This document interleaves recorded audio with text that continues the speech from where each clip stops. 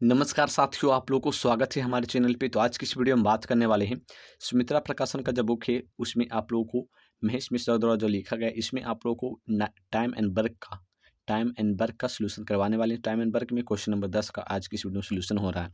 इससे पहले जो भी क्वेश्चन है आप लोग को सोल्यूशन हो चुका है। तो यहाँ पर सबसे पहले देखिएगा, तो यहाँ पर आप लोग को दिया गया है, क्वेश्चन में ये दिया गया है कि ए और बी एक काम को क्रमशः 18 और 24 दिनों में कर सकता है।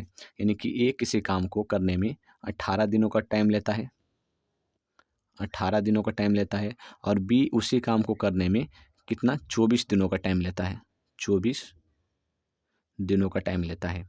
तो यहाँ पर आप लोग तो ये पता है कि ए 18 दिन में कोई काम को कर सकता है और बी उसी काम को 24 दिन में कर सकता है, लेकिन आप लोगों को इससे कुछ नहीं होगा। उसके बाद आप लोग करना क्या है कि टोटल काम को पता करना है कि टोटल काम कितना है। तो टोटल काम पता करने के लिए आप लोग का क्या करना होता है कि ए 18 दिन में काम किया और बी 24 दिन में काम किया, इन दोनों को एलसीएम निकाल लीजिए। जब इन दोनों का एलसीएम निकालिएगा 18 और 24 का, 18 और 24 का एलसीएम निकालिएगा, 18 और 24 का, ठीक है। तो 18 और 24 का एलसीएम निकालिएगा तो कितना आ जाएगा, यहाँ पर हो जाएगा 24 72, यानी कि 72 आ जाएगा। इन दोनों का एलसीएम आप लोग निकाल के देख लीजिएगा, 72 ही आएगा, ठीक है, 72 आ जाएगा। तो यहाँ पर हो जाएगा, अगर यहाँ पर 72 यूनिट काम हो गया, यहाँ पर 72 यूनिट काम हो गया, तो आप लोग को पता चल गया कि टोटल जो काम है वो 72 यूनिट काम है, 72 यूनिट काम है। अब ये जो है 18 दिन में 72 यूनिट काम किया, ठीक है। तो हम ये जानना चाहते हैं कि एक दिन में ए कितना यूनिट काम करेगा। तो एक दिन में 18 चौका 72, यानी कि 72 ऊपर रखेंगे और नीचे 18 से भाग देंगे, 18 चौका 72, यानी एक दिन में ए जो है 4 यूनिट काम कर लेगा।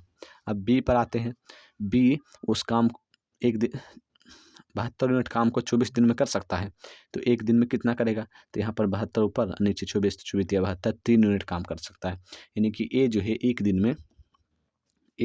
दिन में 4 यूनिट काम कर सकता है और बी जो है एक दिन में 3 यूनिट काम कर सकता है। अब देखिए क्वेश्चन में आगे आप लोग क्या कहा, क्वेश्चन में आप लोगों को आगे कहा कि बी एक साथ काम करे, तो यानी कि ए और बी दोनों मिलकर काम करे, एक साथ काम करे, तो यानी ए और बी दोनों मिलकर काम करे, तब ए और बी 8 दिन तक काम करे, तो यानी कि ए और बी 8 दिनों तक काम करे, तब तो 8 दिन तक ए और बी काम करेगा। ए और बी कितना दिन, 8 डेज तक काम करेगा।